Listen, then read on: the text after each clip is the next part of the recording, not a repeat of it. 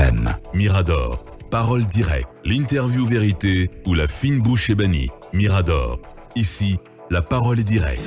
Il n'a pas du tout la fine bouche ni la langue de bois. Monsieur Baouri, notre invité précis du jour, le plaisir exquis pour nous de le recevoir sur ce plateau.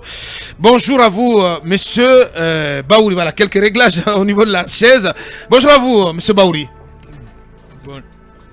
Bonjour. Bonjour. Bien. Bienvenue. Merci. C'est l'occasion de saluer tous les auditeurs et tous les téléspectateurs. Merci. Merci de répondre à notre invitation encore une fois. Merci de votre disponibilité. Talibé Barry. Monsieur Ba, il y a quelques instants, Madame Makale Traoré était sur notre antenne pour parler de cette rencontre que 2 facilitatrices sur 3 ont eu hier avec le Premier ministre en présence du ministre des Affaires étrangères et du ministre de l'administration du territoire au sujet justement de la facilitation dans le cadre d'abord de pouvoir convaincre les réticents à venir au dialogue et le déroulé du dialogue.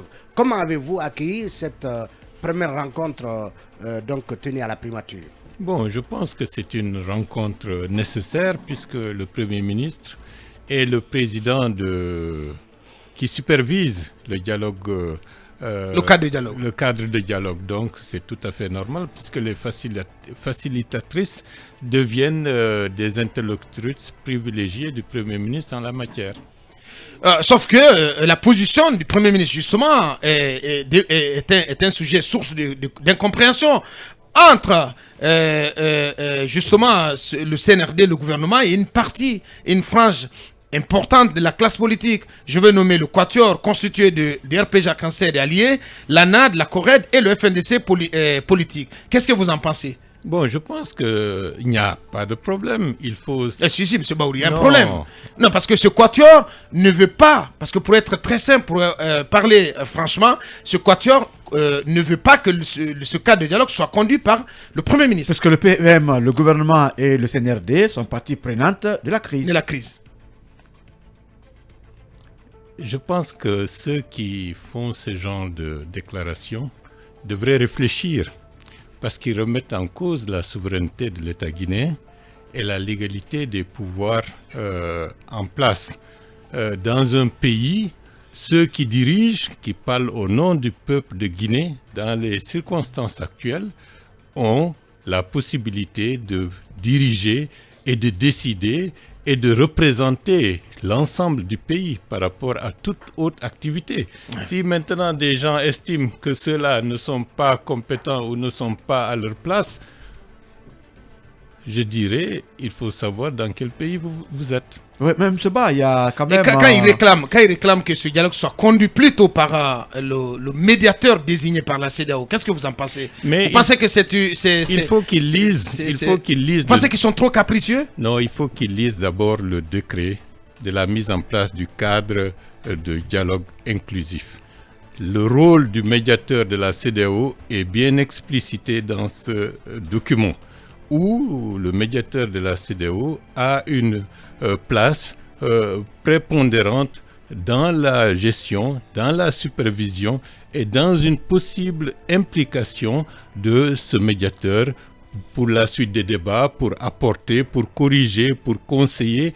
Et donc, il est aussi partie prenante du cadre inclusif de dialogue tel qu'il est conçu à l'heure actuelle. On entendait hier Dr Fodou Fofana, avant-hier plutôt, qui estime que bien avant même que le président ne prenne ce décret instituant le cadre de dialogue, qu'il aurait été bien séant que des discussions préliminaires aient lieu avec l'ensemble des forces vives pour s'entendre sur les termes de référence, les termes même de référence du décret. Qu'est-ce que vous en pensez? Bon, c'est leur droit, mais je rappelle qu'il y a eu beaucoup de discussions, il y a eu beaucoup de mémos qui ont été partagés de part et d'autre. Dans un premier temps, ce cadre a été sous la tutelle du ministère de l'administration du territoire. Il y a eu des objections majeures, il y a eu des corrections, il y a eu des discussions. Et en fin de compte, le président de la transition a acté que désormais ce cadre est sous la supervision du Premier ministre, comme beaucoup d'autres, beaucoup l'avaient demandé. Tout à fait. Et dans ce processus, le médiateur de la CEDEAO est aussi partie prenante du cadre de dialogue inclusif interguinéen. Alors, M. Ba, beaucoup redoutent que les conclusions du dialogue sous cette forme ne soient pas appliquées comme ça a été le cas sous Alpha Condé. On pense que c'est le gouvernement et peut-être la présidence à l'époque, aujourd'hui le CNRD, qui pourrait quand même décider des conclusions par rapport à ce dialogue. Pourquoi beaucoup récuseraient aujourd'hui le PM pour laisser la place à la CEDEAO? Qui serait garante donc de l'application des conclusions du dialogue. Vous savez, de toutes les façons, hier c'était Mori qui n'était pas l'interlocuteur, le bon interlocuteur souhaité. À un moment donné, certains avaient dit qu'il faut que le Premier ministre de l'époque, M. Mohamed Biavogui, soit celui qui parraine et qui supervise ce cadre de dialogue. Maintenant, le Premier ministre en charge de cette responsabilité est de facto a été désigné pour chapeauter ce processus. On dit qu'il n'est pas la bonne personne. Je peux me poser la question, quand est-ce qu'on veut vraiment d'accepter le principe de ce cadre de dialogue, parce que de ce point de vue, il faut être clair. Ouais. Il y a des gens qui estiment que les Guinéens doivent être entre eux pour régler les problèmes guinéens. Il y a d'autres qui estiment qu'il faut qu'il y ait des interlocuteurs d'autres nationalités, d'institutions internationales pour présider et chapeauter ce processus de dialogue interguinéen. La poire a été coupée en deux, si vous lisez exactement le décret. Chacun dans cette approche a une part de satisfaction. Les facilitatrices nationales, qui sont des personnalités connues et qui ont eu à occuper des responsabilités majeures, et en plus ce sont des dames avec des approches très pragmatiques des questions qui concernent la vie sociale, la vie politique de manière générale, font le travail. Le médiateur de la CEDEAO est aussi associé dans ce processus.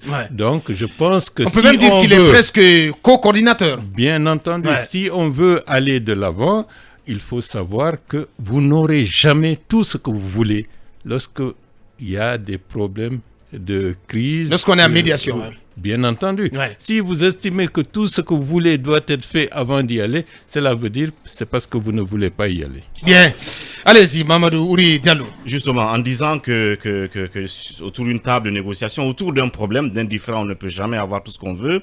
En parlant de ces facilitatrices, est-ce que malgré toutes les griefs, les limites qu'on peut reprocher ou que les coalitions la reprochent, à la méthodologie même du gouvernement qui n'a pas été inclusive, respectueuse et même humble, est-ce que tout de même ces coalitions devraient accorder le bénéfice de la bonne foi à ces facilitatrices au regard de leur méthodologie, elle quand même, qui semble très inclusive, parce qu'elle l'a retracé tout à l'heure avant que vous ne veniez. Elles vont faire un tour au PM qui viendra dans les sièges de ces coalitions pour les rencontrer, les écouter, et elle prend en compte aussi l'implication du médiateur et tout le reste.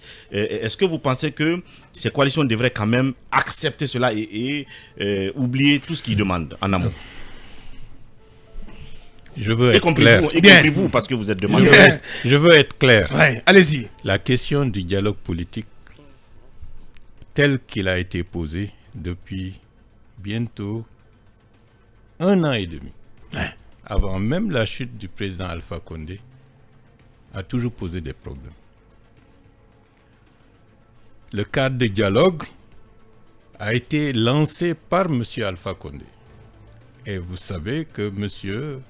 Bangoura a été à un moment donné le secrétaire... Fodé Bangoura. Secrétaire du cadre permanent. Secrétaire du cadre permanent de dialogue. À l'époque, l'objectif c'était de faire libérer les prisonniers de certains partis suite à l'élection présidentielle pour le 3e mandat. Certains n'en voulaient pas. Et le RPG était au pouvoir. Donc c'est eux qui avaient la manette. Après le 5 septembre, un processus nouveau a été engagé. Ce cadre a été relancé de concertation sous la responsabilité du ministre de l'administration du territoire, M. Mori Condé. Il y a eu des rencontres, il y a eu des discussions avec toutes les coalitions. peut-être le format n'était pas aussi structuré comme l'auraient voulu certains. Ouais. Dans la première approche, il n'y avait pas de problème.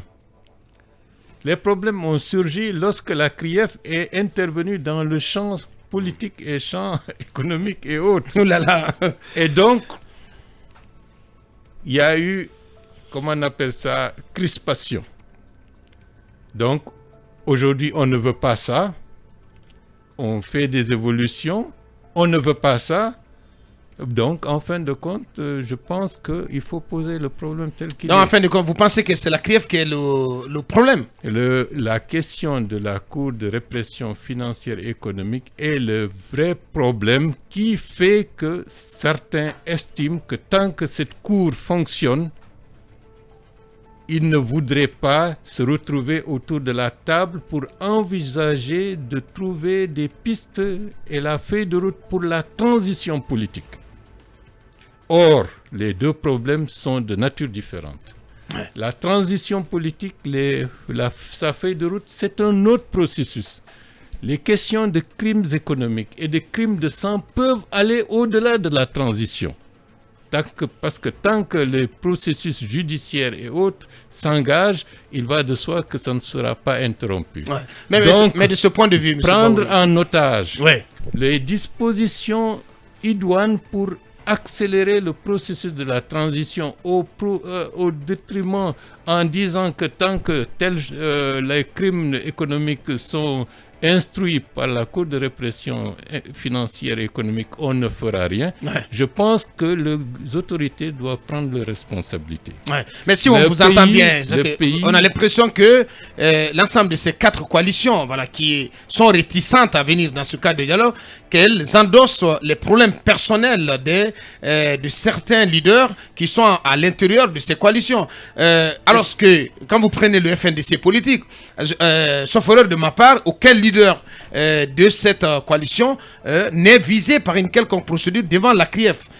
Il en est pratiquement de la Corée. Le modèle est l'UFR. Le modèle est l'UFR. Voilà. Est-ce que... Non, je ne vais pas rentrer dans ce débat. Ça ne m'intéresse pas. Allez-y. La question de la transition doit être avancée, réglée, accélérée pour que la Guinée puisse envisager un processus politique en adéquation avec nos obligations régionales et internationales.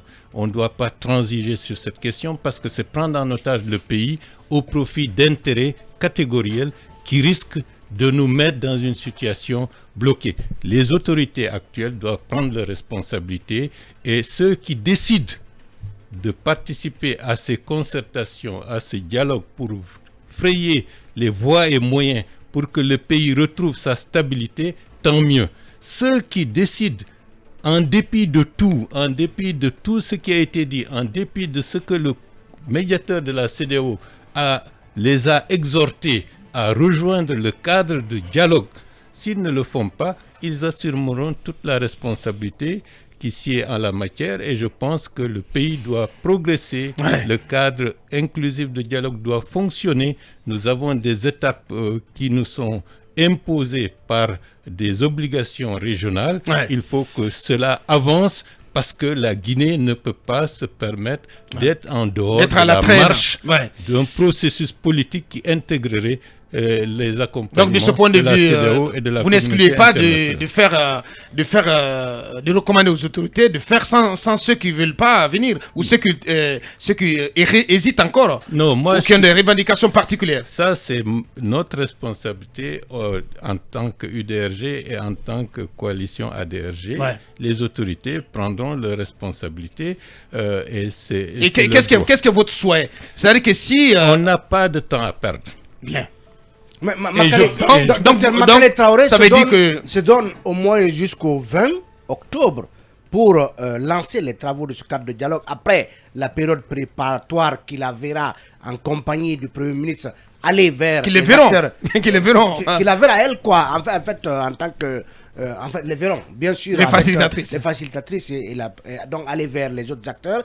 Est-ce que pour vous le 20 c'est raisonnable d'autant que la CEDEAO a donné jusqu'au 22 pour en tout cas donner un chronogramme et raisonnable. une durée acceptable de la transition. Moi, je ne m'immisce pas dans les travaux des facilitatrices et ni dans le processus de lancement du cadre de dialogue, mais il faut hâter le pas et je pense que c'est une manière pour montrer que toutes les dispositions sont réunies. Et je n'exclurai pas que vous pourrez être surpris, certains d'entre eux vont se retrouver autour de ce dialogue inclusif. Voilà qui est béni, c'est tout l'espoir. C'est le soir. Ouais, Akoumba et Mohamed Kaba. Monsieur Ba, moi je voudrais embrayer sur une inquiétude. D'aucuns estiment, dans une certaine opinion, estiment que monsieur Bahouri n'est pas la voix audible aujourd'hui pour clouer au pilori ses pairs de la classe politique aujourd'hui. On estime que vous êtes très proche de l'UDRG, du CNRD, chose que j'aimerais que vous me confirmiez ou m'infirmiez.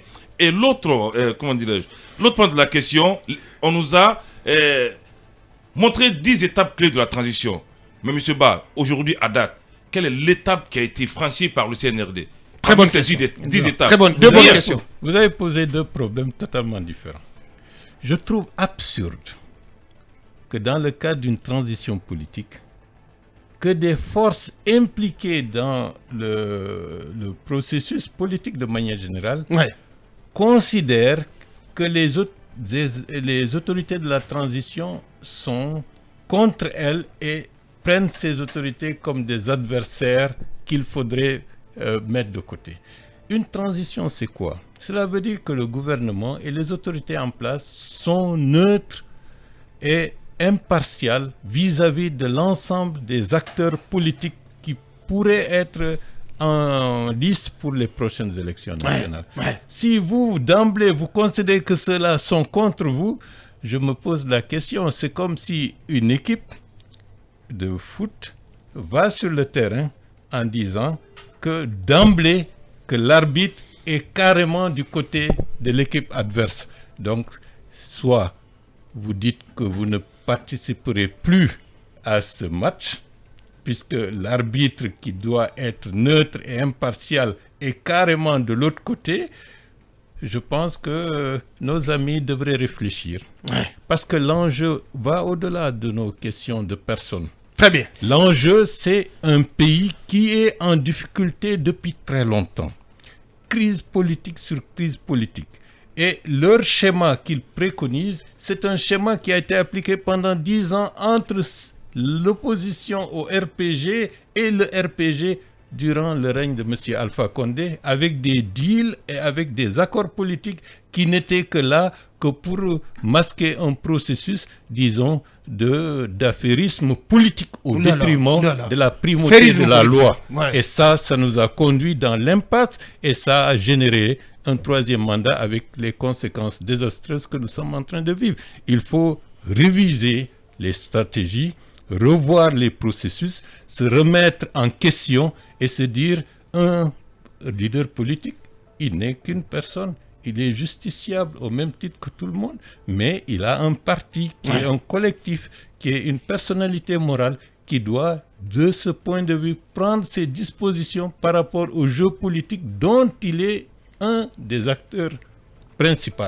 Donc, à eux de savoir s'il faut privilégier les stratégies de personnes au détriment des stratégies des formations politiques qui regroupent des centaines, voire des milliers de personnes qui peuvent avoir d'autres vues que les vues de leurs responsables de premier plan. Mais monsieur Ba, aucune étape de la transition n'est encore mise en marche. La deuxième question avant. Donc là, il faut... Est-ce que vous avez le sentiment qu'on est dans une gestion clandestine dans l'exécution des 36 mois de transition et dans l'exécution des étapes de ce chronogramme? Je déplore qu'on a perdu beaucoup de temps.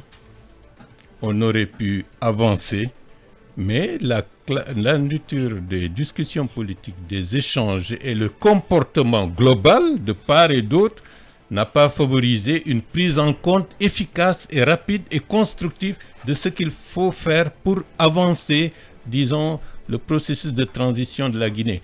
Pas simplement pour dire, ces gens-là, il faut qu'ils quittent pour que d'autres viennent s'asseoir, mais faire le travail dont le pays a besoin. Le pays a besoin principalement des étapes telles que l'a décliné les autorités de la transition actuelle. Nous avons besoin d'un recensement général de la population, nous avons besoin d'un recensement administratif à vocation d'état civil pour y extraire le fichier électoral. Tous les Guinéens ont besoin d'une carte d'identité digitalisée parce que c'est une question de citoyenneté. Le premier recensement, c'est une question de gouvernance d'aujourd'hui et de demain.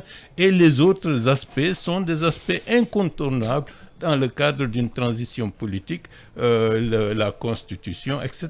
Bien. Mais les deux aspects les plus essentiels, c'est les questions des recensements, parce que c'est les aspects les plus lourds qui nécessitent technicité, efficacité, et qui nécessitent plus de temps. Et avoir beaucoup de temps. Bien. Parce qu'on ne peut pas sauter ces étapes si on veut faire correctement les choses. Foin de nous de dire il faut reprendre l'ancien fichier corrompu pour en faire... Non, tout ça c'est uniquement... Du coup, les 2 ans exigés par la CEDEAO ne sont pas raisonnables pour vous? Les 2 ans exigés par la CEDEAO, ça c'est des questions de négociation qui sont en cours. Parce que je vais vous dire, lorsque un accord sera fait, les 2 ans courent à partir de la date de l'accord. Donc si vous calculez bien, la transition fera un temps supérieur. 4 ans, alors? Bien. Allez-y, Akoumba Diallo. Monsieur Baouri, vous avez été ministre de la République qui s'est promené sans garde-corps, je me rappelle. Et jusqu'à présent. Oui, pendant que vous étiez ministre, je vais dire, vous vous promeniez sans garde-corps. Je me rappelle, je suppose que c'est parce que vous n'aviez rien à vous reprocher, à la fois avant la gestion, pendant la gestion et probablement après. Aujourd'hui, nous avons des dirigeants qui n'ont pas déclaré leurs biens. C'est une source de suspicion, c'est une source d'opinion et l'opinion naît toujours de l'erreur. Est-ce que vous êtes pour ou contre est-ce que vous êtes contre le fait qu'il n'y ait pas eu déclaration des biens par nos dirigeants ou vous êtes pour? Ça, c'est ma première question. La deuxième question, on sait depuis toujours, et l'assertion n'a pas été démentie, que l'homme agit suivant 3 facteurs, suivant sa nature, suivant son intérêt et suivant sa raison. Le CNRD a pris le pouvoir. La première des choses qui a été engagée, c'est un bon discours, et puis ensuite, il y a eu la traque de certaines opinions dominantes. Et vous savez que l'opinion dominante fait pratiquement la force, ou l'ensemble des opinions dominantes constitue la force principale d'un État. Alors, cette action-là, elle est soit par nature parce qu'ils ont nature de traquer, ou parce qu'ils ont un intérêt à traquer, ou parce qu'ils ont une raison à traquer. Aujourd'hui, vous, en tant qu'ancien de cette classe politique-là, actuel. Ancien d'abord. J'utilise le facteur ancien. L'un des doigts alors. J'utilise le facteur ancien d'abord. Acceptez que je l'utilise dans le contexte de ma question. Très bien. Alors, vous, est-ce qu'aujourd'hui vous pensez que le CNRD agit par intérêt ou par nature ou par raison? Et la dernière question que je vais poser, vous avez dit tout à l'heure qu'il est indispensable pour nous d'avoir un recensement général de la population, un fichier électoral. Mais je me rappelle que Eisenhower, l'un des plus grands planificateurs américains, ancien président, a dit que toute action menée en dehors du contexte de son importance et de son urgence n'est qu'une perte d'énergie. Est-ce que vous pensez, oui ou non, qu'on est en train de perdre de l'énergie dans des questions qui ne sont pas essentielles à la transition? Bien, monsieur Akoumba. Déclaration de biens, la déclaration et les questions sont nombreuses. Certaines d'entre elles, je les ai déjà oubliées, mais je vais vous répondre on va vous les rappeler, par rapport à la pertinence de ce qu'il faut faire. Pendant plusieurs années, le multipartisme guinéen est vu de manière négative par l'opinion, puisque depuis qu'il y a multipartisme, les gens n'ont pas eu un processus électoral satisfaisant qui a permis aux uns et aux autres d'accepter des élections en les considérant comme irréprochables.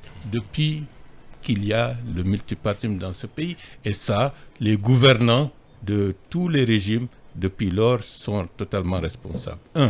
Et ces 10 dernières années, la question du fichier électoral a été une question majeure de discrimination, de tricherie et de fraude qui ont fait que l'État en lui-même s'est retrouvé déstabilisé par des instruments qui ne sont pas opérationnels pour lui permettre d'organiser un processus électoral qui ne soit pas contestable et d'avoir des éléments de gestion de la vie du pays en termes de statistiques et autres.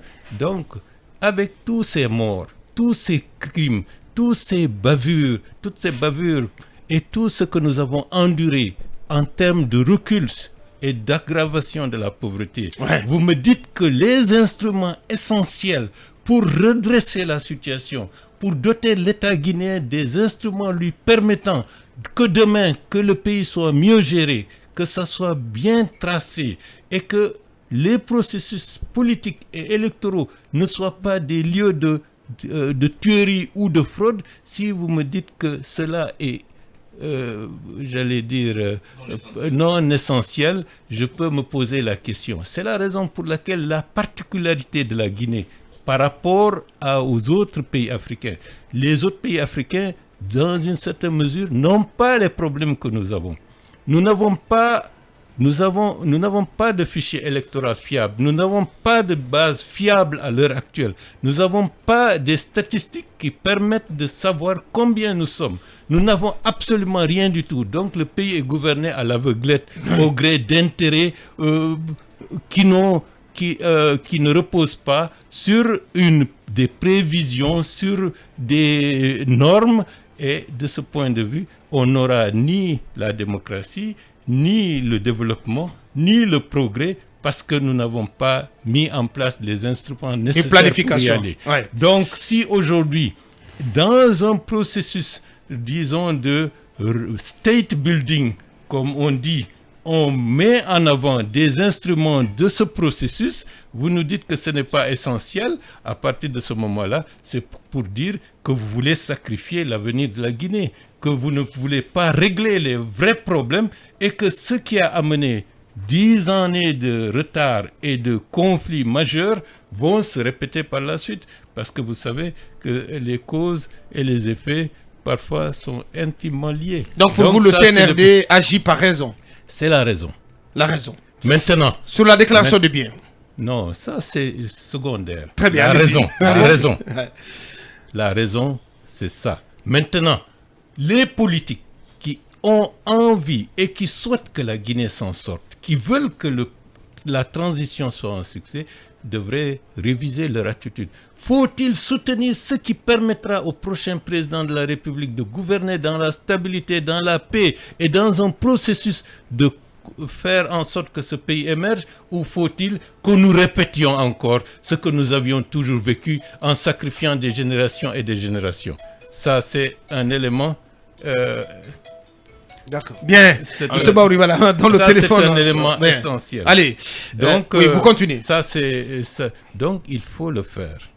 Maintenant, nous, politiques et acteurs impliqués, on devrait encourager, accompagner les autorités en place pour que ce travail se fasse avec dextérité, avec efficacité, avec des capacités d'évolution qui nous permettent demain que nous ne revenions plus en arrière, mais au contraire que nous avancions. Pour moi, c'est essentiel. Donc, la perte de temps, les erreurs accumulées, au lieu de pousser à ce qu'on s'intéresse à l'essentiel, on s'intéresse à des aspects périphériques, Monsieur X, Monsieur Y, etc., etc., alors que ceci est un aspect très secondaire par rapport à la vie de millions d'individus. Mais tout de même sur le fait que les dirigeants actuels, après plus d'une année de gestion, n'ont toujours pas déclaré leur bien. Mais bon, je suis d'accord. Pour moi, il vaut mieux le faire, même si la loi ne le spécifie pas.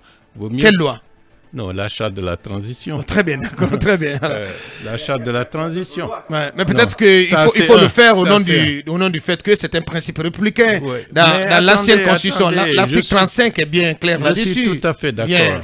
Personnellement, je ne trouve aucune objection. Aucune excuse. Ça, c'est un. Ouais. Deuxièmement, le régime déchu, ils n'ont pas fait la déclaration de biens. Mais certains vous diront qu'ils l'ont fait. Dans les règles de l'art. Bon, cela veut dire qu'on demande des choses alors qu'on n'a pas des instruments qui nous permettent de conforter ou de confirmer des déclarations. L'État guinéen n'est pas un État qui s'appuie sur des instruments solides, dispositifs juridiques, qui, au-delà de l'aspect juridique, de l'aspect technique, de l'aspect de la traçabilité, qui permettent de savoir ce que je possède. Je peux dire que je n'ai rien. alors que j'ai des immeubles un peu partout. Donc, on n'a pas, sur le plan du foncier, sur le plan de l'immatriculation, sur le plan des impôts, on n'a pratiquement pas grand-chose. Donc, vous remarquez... Donc, il faut mettre les outils en place. Il faut que les outils soient mis en place. Les outils permettant la sincérité de cette déclaration. Bien entendu. Et même au-delà de la sincérité, la capacité de vérifier si votre déclaration est conforme ou non.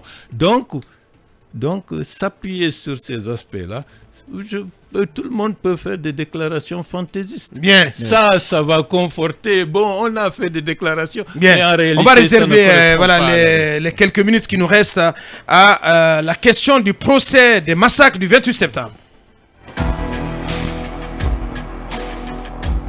Mirador, la principale tour d'observation de la gestion publique en Guinée.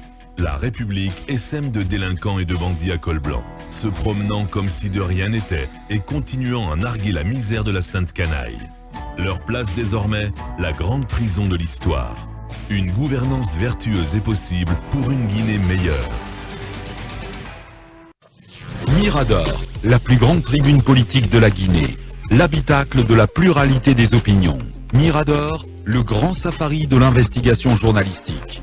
Aboubacar Diallo. Oui, très rapidement, en une minute, quelques réactions sur... Oui, allez-y.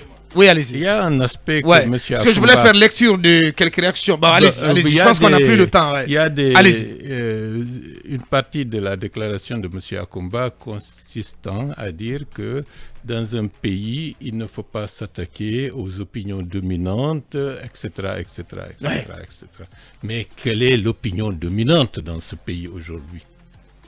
Est-ce que c'est l'opinion de structures politiques? Ou c'est l'opinion de la société civile? Ou l'opinion de la majorité silencieuse?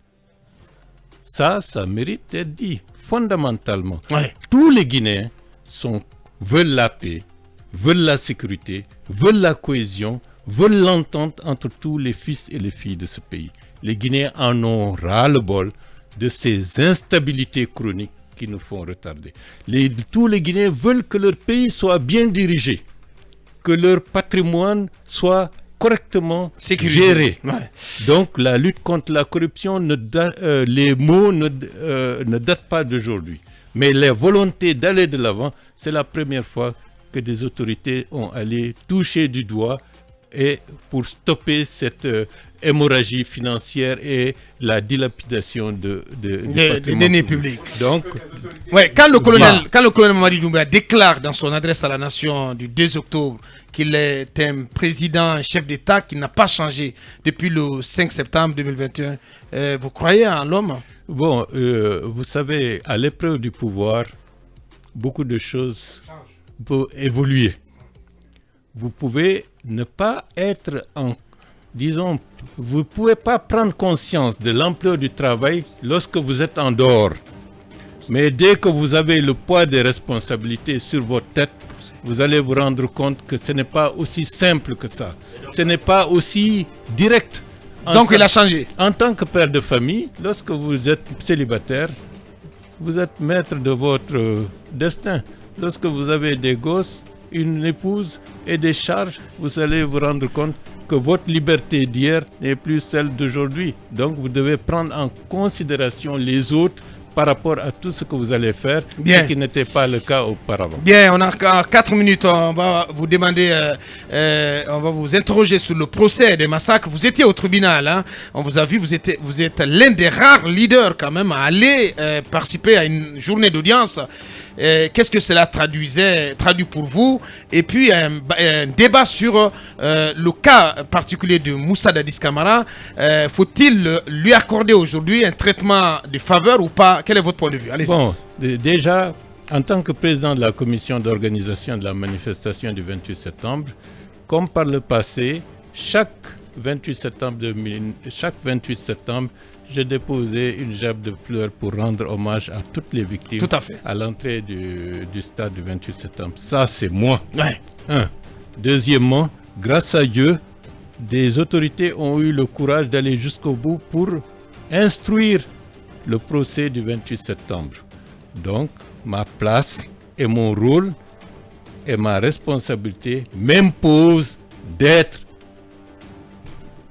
à l'intérieur dans la salle pour pour exprimer toute ma solidarité et toute ma solitude à l'ensemble des victimes et d'assumer mes responsabilités antérieures. C'est-à-dire, quand vous dites assumer vos responsabilités. J'étais président de la commission d'organisation. Donc vous êtes prêt à témoigner à la barre? Bien entendu, je suis partie civile, je l'ai réitéré au collectif. Et vous pensez que tous les autres leaders d'alors devraient en faire autant? Non, je ne me prononce pas. Non, je demande personnellement. Oui. C'est une question. Les forces vives étaient composées des partis politiques, principalement et de certains syndicats. Mais par rapport à la journée du 28 septembre, à la dernière minute, il y avait des désistements. C'est pour cela que je ne vais pas citer. Ouais. Mais les principaux partis politiques de l'époque étaient intimement associés à ce processus. Ouais. Et y ont participé également. À la barre, lorsque le moment viendra, on sera beaucoup plus explicite. Donc c'est un devoir d'être là-bas et j'irai régulièrement assister aux audiences en tant que partie civile. Lorsque de manière officielle mon temps viendra d'aller témoigner, je le ferai. Bien, c'est le cas d'Addis. Et le cas d'Addis, je pense qu'il y a des choses qu'il faut remettre en ordre. J'ai entendu les avocats de la défense. Mais ils se sont mal pris. Ça n'engage que moi. Hein. Bien, oui. Ce n'est pas une émission dans un processus judiciaire, mais il y a des manières de faire lorsqu'on veut défendre les intérêts de son client. Bien. Les intérêts de son client peuvent être réglés sans pour autant en faire étalage au niveau de la barre, parce que la question, disons, du traitement, c'est une question qui concerne le régisseur de la prison. Dans le cadre des dispositions qui peuvent être mises en place, il peut y avoir des aménagements internes pour prendre en compte des spécificités particulières concernant les uns et les autres. S'ils avaient fait cette démarche, je pense que... C'est pas une question d'aménagement interne, on demande... On n'a plus qu'une minute. Ouais. La résidence surveillée, il faut que les avocats sachent que le symbole de la justice, c'est une balance équilibrée de part et d'autre. Ouais. Donc Addis doit rester à la maison centrale comme les autres. La question d'équité, il n'y a pas... Comme l'a dit le procureur. Ouais. C'est une question d'équité. Maintenant, dans le sens de la question d'équité, à l'intérieur des dispositions de la prison, des aménagements sont possibles. Dans certains pays... En conclusion, qu'est-ce que vous pensez? Non, je ne dis rien, mais je pense que le régisseur pourront prendre des dispositions adaptées. Non, eu égard au statut d'ancien dirigeant de ce pays, d'ancien chef d'État. Attendez. Je pose la question, M. Ba. Attendez. Oui, allez-y. Ouais. Il faut savoir que le symbole de la justice, c'est une balance équilibrée, équitable. L'objectif, c'est cela. Dès que vous faites vous soulevez ces aspects-là, vous allez... Monsieur Kassory Fofana, ancien Premier ministre de la République de Guinée, où est-il? Ouais. Et tant d'autres. Ouais. Donc, il faut savoir défendre avec efficacité les intérêts de son client et non pas l'opposer à des questions de principe, à des questions de droit et à l'amener à se dire qu'il est au-dessus des autres et ça ne peut pas arranger les choses. Donc, qu'ils mettent balle à terre, la question de manière, j'allais dire, pragmatique, au niveau du régisseur, pour être réglé. Aménagé. Voilà qui est dit, c'était l'intervention de M. Baouri, président de l'UDRG. Il s'est prononcé sur le dialogue politique qui doit être mis en route, mais aussi sur le procès relatif au massacre du 28 septembre 2009. Grand merci à vous, M. Ba. Merci d'être venu débattre de toutes ces actualités à notre compagnie. Et du courage. Merci. Ça n'est terminé. Derrière nous, d'intégrer avec Ousmane Tolo et toute sa team. On se reprend samedi dans Mirador Mix. Demain, vous serez avec l'équipe de Mamadou Ouri Diallo. Au revoir. Vous avez Mirador, la grande messe de l'investigation journalistique, la plus grande tribune politique de la Guinée. Avec Aboubacar Diallo, Talibé Bari, Mamadou Ouri Diallo, Akoumba Diallo, Kabinet Fofana, Mohamed Kaba, Ibrahima Lincoln Souma, Mamadou Diambalde.